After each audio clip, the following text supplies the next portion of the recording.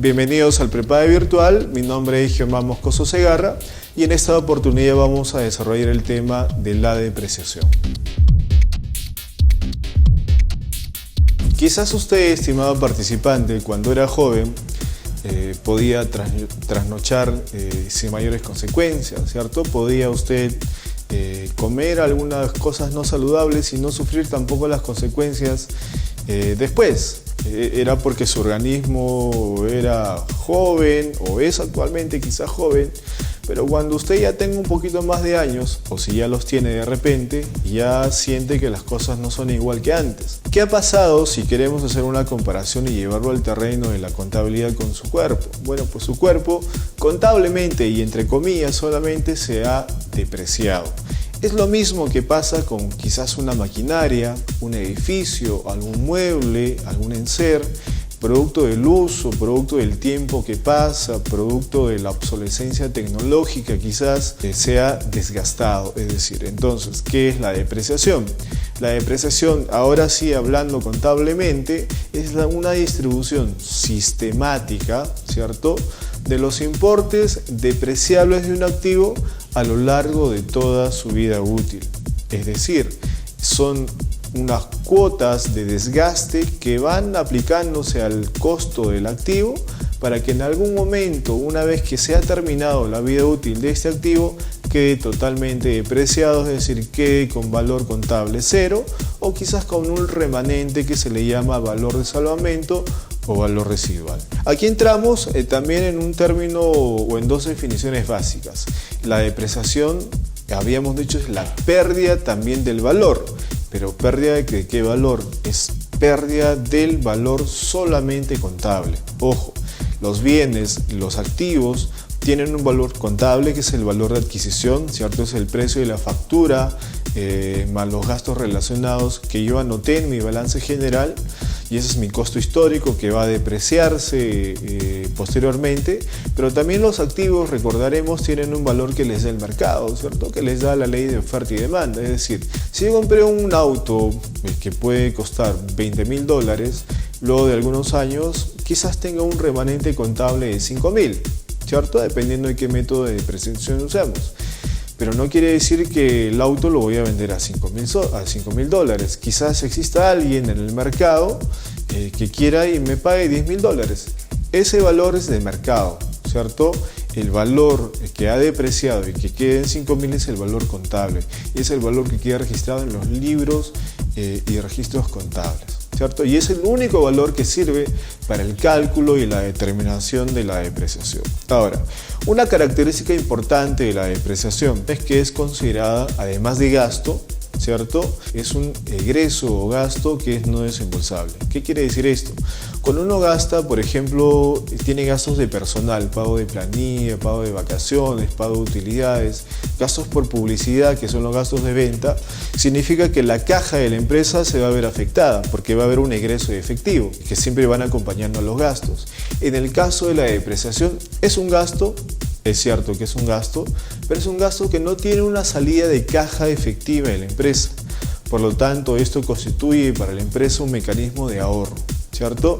Y ahí entramos en la naturaleza de qué debe ser o cómo se debe tratar la depreciación. Producto de ese ahorro, porque no hay un egreso real de efectivo, ¿cierto? Y ese ahorro se va calculando en la depreciación acumulada.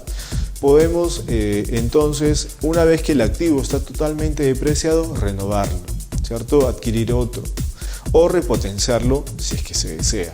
Entonces la depreciación tiene esta característica básica que es un egreso no desembolsable y que además como gasto no pierde su característica de generarnos también escudo fiscal. El escudo fiscal, recordemos, es la acción de reducir las utilidades para que podamos pagar menos impuestos. Ahora, ¿en cuánto se deprecian los activos? Yo puedo depreciar a mi libre albedrío o según mi parecer, según mi experiencia, no. Pues la ley del impuesto a la renta lo que hace es, nos da una tabla de límites de depreciación máximo, es decir, nos dice, como vemos a continuación en la tabla siguiente, nos dice por ejemplo que los vehículos de transporte pueden depreciarse en un tope máximo anual del 20%. Los equipos de procesamiento de datos podrían depreciarse en un tope máximo de 25%, y así nos da una lista de varios activos y sus topes máximos de depreciación. ¿Qué nos dice esto? De que usted no puede depreciar más allá de los límites que establece la norma tributaria. Esta misma norma no nos da topes mínimos de depreciación, por lo tanto ahí tenemos un rango para que la empresa pueda programar bien quizás la reposición de sus activos en un futuro. Ahora, ya hemos visto en qué porcentaje se deprecia los activos, pero ¿cuándo empiezan a depreciarse? Por ejemplo, si es que usted quiere una maquinaria el 3 de enero de algún año, ¿cierto? Quizás usted la reciba producto de todo el transporte el 15 de enero, después de 12 días. Pero quizás una vez que está ya la maquinaria, no quizás armada, sino en piezas, la tenga en fábrica, significa que en ese momento usted la empieza a depreciar, y porque posteriormente, luego del proceso de armado y de implementación, recién la tiene operativa el 3 de enero. La pregunta es, ¿cuándo empieza usted a depreciar ese activo? ¿Le empieza a depreciar cuando lo adquirió? ¿Cuando ya la tiene la máquina en planta pero inoperativa? ¿O cuando recién está funcionando y ya está en proceso de producción? ¿Cuándo usted empieza a depreciar? Bueno, la ley es muy clara, dice que la amortización de un activo comenzará cuando éste esté solamente disponible para su uso, ¿cierto? Porque es ahí donde ya está aplicándose todo lo que es el desgaste de la maquinaria. Entonces hay que tener mucho cuidado al momento de cuándo se va y cuánto se va a depreciar. Ahora, la depreciación va inmersa dentro de toda la información contable en el balance general principalmente, ¿cierto? Le pertenece a los activos no corrientes, ¿cierto? Porque estábamos viendo los topes de depreciación que eran anuales, ¿sí? Eso no quita que puedan o que deban de calcularse las depreciaciones mensuales, pero digamos que en el balance consolidado, el balance del último trimestre, tiene que estar eso en el activo no corriente y asumido por la partida que se llama inmuebles, maquinarias y equipo o propiedad, planta y equipo, ¿cierto? La depreciación, como es la pérdida de valor de un activo, tiene la característica que no tiene casi ningún activo y que es que va restándolo a esta partida que es inmueble, maquinaria y equipo, para que luego se pueda determinar el saldo. Ahora, hemos visto en cuánto se deprecian, cuándo se deprecian, dónde está ubicada la depreciación, pero vemos que existen algunos métodos también de depreciación, ¿cierto? Existen algunas metodologías para el cálculo de este. Vamos a ver algunas principales solamente. Por ejemplo, el método de línea recta, como vemos en el gráfico a continuación, el método de línea recta tiene una característica, que es decir, que se deprecia siempre igual, por eso se llama línea recta. Es una depreciación sistemática y equitativa.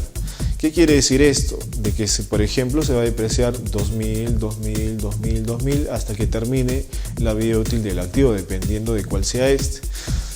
¿Cuál es una desventaja de este método? La desventaja es que no representa quizás el uso real que se le ha dado al activo. Quizás usted tenga un proceso producto de una demanda inesperada, tenga que producir mucho durante los 2 primeros años y en los últimos años que ya está en el cierre quizás del proyecto, ¿cierto? Su máquina va a trabajar menos. Entonces la depreciación por línea recta no representa realmente o fielmente la vida útil, la vida operativa del activo, ¿cierto? Pero es un método muy utilizado y muy común en nuestro medio. Nos ayuda a planificar quizás la reposición de activos, ¿cierto? Nos genera un escudo fiscal equitativo a lo largo de la vida útil del activo, ¿sí? Nos ayuda a planificar mejor las cosas. En cambio, como vemos también en el gráfico a continuación, el método de porcentaje fijo, a comparación del de línea recta, tiene una depreciación que va decreciente, ¿cierto? Empieza a depreciarse de manera muy rápida en los primeros años y en los últimos años ya los cargos por depreciación disminuyen. ¿Qué ventaja tiene esto? Bueno, pues nos genera un gran escudo fiscal al inicio de la operación de la maquinaria y después ya el escudo fiscal va disminuyendo, ¿cierto? puede ser una ventaja dependiendo de la planeación financiera que usted tenga en la empresa. Pero el método de unidades producidas, ¿cierto? Es un método que nos representa fielmente la vida operativa de la maquinaria, porque se va a depreciar, como el mismo nombre lo dice, producto de cuánto yo la use o cuántas unidades ella produzca o cuántas horas preste de servicio la maquinaria o el vehículo según el activo que sea, ¿cierto? Entonces es un método también muy utilizado, sobre todo en el sector industrial, que nos va a ayudar a determinar los cargos de depreciación respetando pues la vida operativa de la maquinaria. Entonces, para concluir, la depreciación tiene algunas características básicas, ¿cierto? Es un egreso no desembolsable, ¿sí? Es asumido como gasto, existen porcentajes límites de depreciación que da la norma y existen diversos métodos que usted podría elegir dependiendo de su estilo y dependiendo de las políticas y estrategias y planes financieros que usted tenga en la empresa. Bien, hemos concluido la sesión que le corresponde a la depreciación. Mi nombre es Giomar Moscoso Segarra y nos vemos en la siguiente sesión.